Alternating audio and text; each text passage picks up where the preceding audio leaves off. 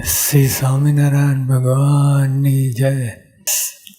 યોગીઓ વાત કરે છે સત્પુરુષને વિશે અખંડ સદભાવ એ જ મોક્ષ અને નિરાશ્રિકપણું. બધું સત્પુરુષ આવે એ મધ્ય બિંદુ છે. મહારાજ અને જીવોને કનેક્ટ સેતુ છે. એટલે મધ્ય બિંદુ એટલે બધું ગમે ત્યાંથી ફરી ફરીને અહીં આવે પણ મધ્ય બિંદુ મુખ્ય. સત્પુરુષને વિશે અખંડ સદભાવ એ જ મોક્ષ અને નિર્વાસનિકપણું. જેના માટે શ્રીજી મહારાજ પધાર્યા આ લોકમાં મોક્ષ માટે. મહારાજે સંકલ્પ કર્યો કે આ લોકમાં જઈશું એટલે બધા જીવોનું મોક્ષ કરવું છે. કલ્યાણ નહીં. કલ્યાણ તો નિષ્કાળ સ્વામી કહ્યું થયા કોટી કલ્યાણ, પણ મોક્ષ એક જ છે. શ્રીજી મહારાજ સાથે જોડાણ એ જ મોક્ષ. તો મહારાજે કહ્યું કે સત્પુરુષની છે અખંડ સદભાવ. મહારાજ અને સત્પુરુષ એક જ છે. એટલે સત્પુરુષને વિશે અખંડ દીવભાવ સદભાવ એ જ મોક્ષ. અથવા મહારાજ માટે સત્પુરુષને વિશે અખંડ સદભાવ એ જ મોક્ષ અને નિર્વાસનિકપણું. અને બે મોટું કામ થઈ ગયું. સત્પુરુષને વિશે અખંડ સદભાવ એ જ મોક્ષ અને નિર્વાસનિકપણું. અત્યંત નિર્વાસનિક થાય એ એકાંતિક ધર્મ વતે થાય, જેમાં કાંઈ ના રહે. એક મહારાજ ધર્મ જ્ઞાન વૈરાગ ભક્તિ એક વસ્તુ મહારાજની પાસે લઈ જાય તમને. ધર્મ ખાલી ધર્મ હોય, બીજા ના હોય તો ચારે વસ્તુ જોઈએ. ચારે વસ્તુથી મૂર્તિ અખંડ તમારે પકડાઈ રહે. સદભાવ તે શું? સ્વામી કહે સદભાવ એટલે શું? તો ધામમાં જે મૂર્તિ છે તે મને પ્રત્યક્ષ મળ્યા છે. ધામમાં જે મૂર્તિ છે તે મને પ્રત્યક્ષ મળ્યા છે. એ સદભાવ. તો ધામમાં જે મૂર્તિ છે તે મને પ્રત્યક્ષ મળ્યા છે એવું સમજે તો જ મનુષ્યભાવ ના આવે. મનુષ્યભાવ તો આયા જ કરે છે. કેમ કે આપણે મનુષ્ય છીએ એટલે સજાતી ખેંચે. એ તો અત્યંત જ્ઞાન થાય તો મનુષ્યભાવ ના આવે. નહીં તો ટુસ તો આયા જ કરે. આમ કેમ કર્યું એમ મનુષ્યભાવ મારી પાડે. તમને સુખ ન લેવા દે. સત્પુરુષ સાથે ફરતા હોય, ભેગા હોય, પણ આજે મનુષ્યભાવ તમને જરાય સુખ ન લેવા દે. ટૂચ કર્યા જ કરે. એવું સમજે તો જ મનુષ્યભાવ ન આવે. હવે તપાસ કરવી કે મનુષ્યભાવ આવે છે કે નહીં. તપાસ કરતા જ નથી આપણે. લોલ ચાલતું બધું બરાબર છે પણ શું બરાબર છે?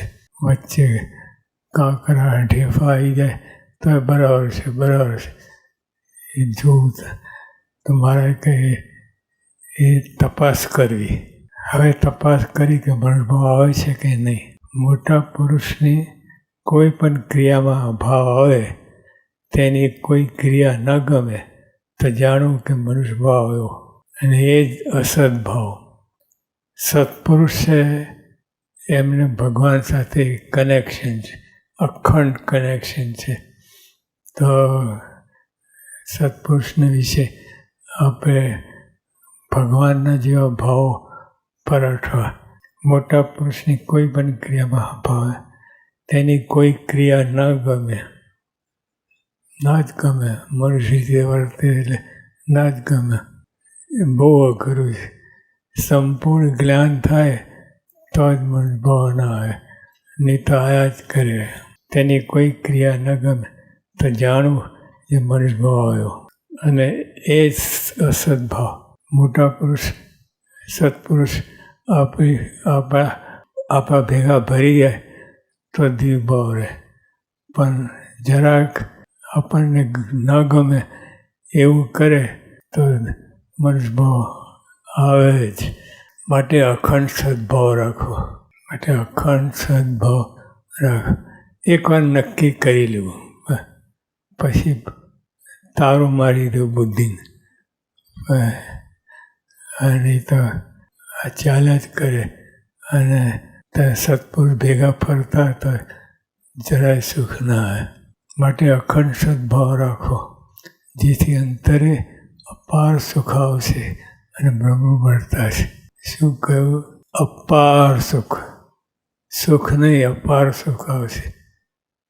જે મોટા પુરુષને વિશે સદભાવ હોય તો અપાર સુખ આવશે અને બ્રહ્મરૂપ મળતા હશે અને બ્રહ્મરૂપે વર્તા હશે.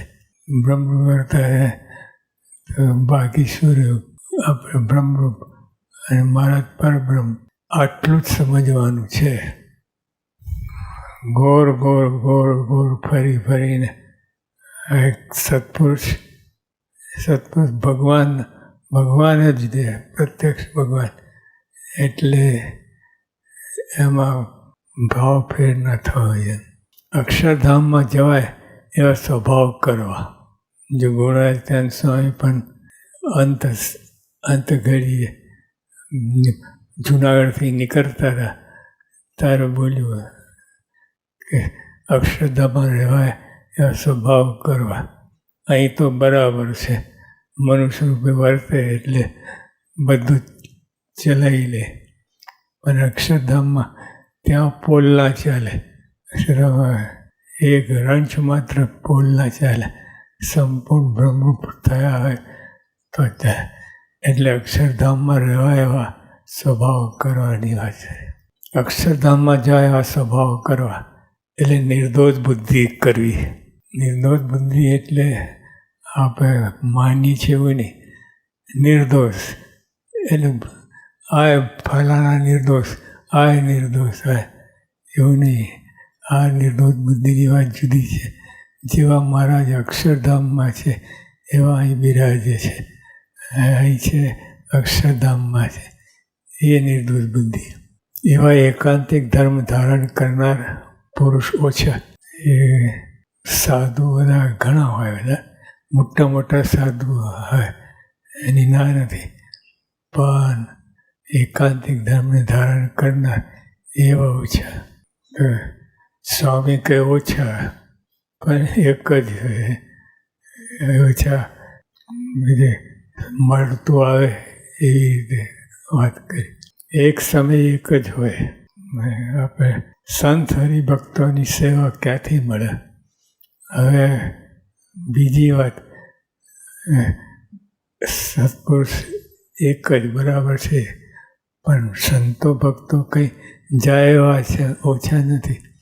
એ પણ ભગવાનને જો મુક્તાન થઈ કહ્યું હરિજન હરિસમ જાણવા. અને મહારાજે પણ કહ્યું જો સંતો હરિભક્તોમાં હેત ના હોય તો શબ્દતુલ્ય કહ્યું.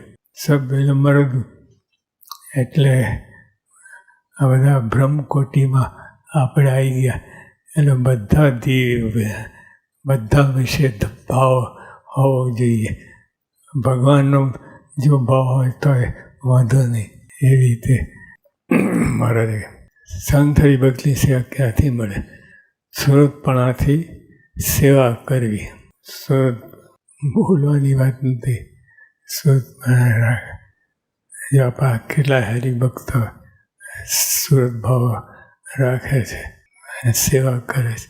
સુરત ભાવ એટલે પોતાના દેહમાં જે પ્રીતિ હોય એવા ભક્તોમાં પણ હોય, એથી પણ અધિક હોય તે સુરત ભાવ. સેવા સુરતપણાથી સેવા કરે. સેવા હાથ આવી જોઈએ. સેવા હાથ આવી જોઈએ. આ બધા સારંગપુર હતા બપોરનો સમય હું જતો હતો ઓફિસમાં, ફોન આવ્યો. એક હરિભક્ત જોરથી બૂમ પાડી, ગરીબનો બેલી કોઈ છે? એટલે એવું છે. એટલે આપણે હરિભક્ત જોઈને તરી જઈએ. આમ એવું ના રાખો.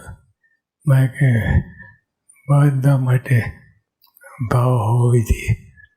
હરિભક્ત મહારાજે કહ્યું કે શબ્દતુલ્ય ગણ્યું. હરિભક્તમાં હેત ના હોય તો શબ્દતુલ્ય કહ્યું. એટલે મરદું જ કહ્યું.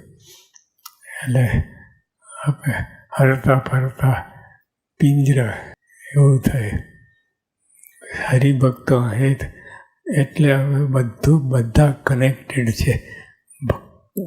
બધા હરિભક્તો ઓછા ના ગણવા. હરિભક્ત અને મહારાજે તો કહ્યું હરિભક્તોમાં હેત હોય તો કાંઈ બાકી ના રહે. આપણે વહેલા પરવાર્યા હોઈએ તો બીજાની સેવા થાય. વહેલા પરત આપણે બીજા બધા નાહી રહ્યા પછી આપણે પરવારીએ તો સેવા ક્યાંથી મળે? સુરત આપણે વહેલા પરવારીએ તો બીજાની સેવા થાય. તું તારે ઘેર, હું મારે ઘેર, એમ નહીં. તું તા ઉપર જવું નહીં. પ્રેમ રાખો.